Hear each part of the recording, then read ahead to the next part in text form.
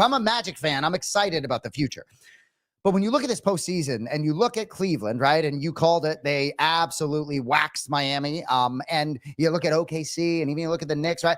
I think, I'm not trying to get too far ahead of ourselves. I think the Celtics handle their business. Dude, I think the Knicks are going to give the Celtics fits, unfortunately, even though they're not as good and they shouldn't. I think it's going to be a really difficult series for the Celtics to get through. I'm not trying to fast forward. No, and we can, because that's what's going to happen. And ultimately, I look at the Knicks and say they're good enough to play pesky and be a pain in your ass.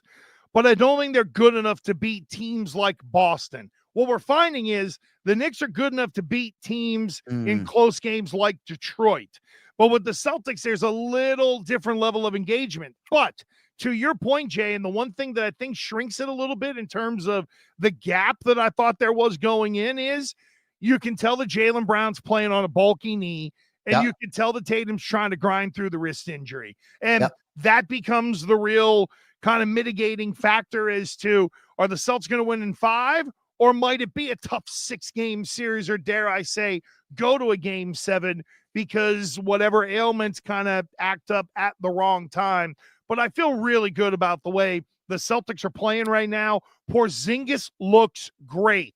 And as long as you have him, that's the unicorn piece that really only Oklahoma City can match up against. I agree. And when I watched the Celtics play, I really enjoyed watching them play in that game 4 and put themselves in a position where everything didn't go their way. And I think that being in a series like this against a tough physical team that's not allowing you to get off all those 3-point attempts, I think when you are in these, they're not going to. I think if you face the Knicks, it's going to be easier on the offensive side of the ball, and I think they're going to sort of a good training camp, if you will, for them in this first round playoff series. And I also think the experience, Jay, is kind of coming through all the way around, right? Now, I know Cleveland doesn't have a ton, but if you look at that version of the Miami Heat, not a ton of playoff experience in terms of high-end guys, right?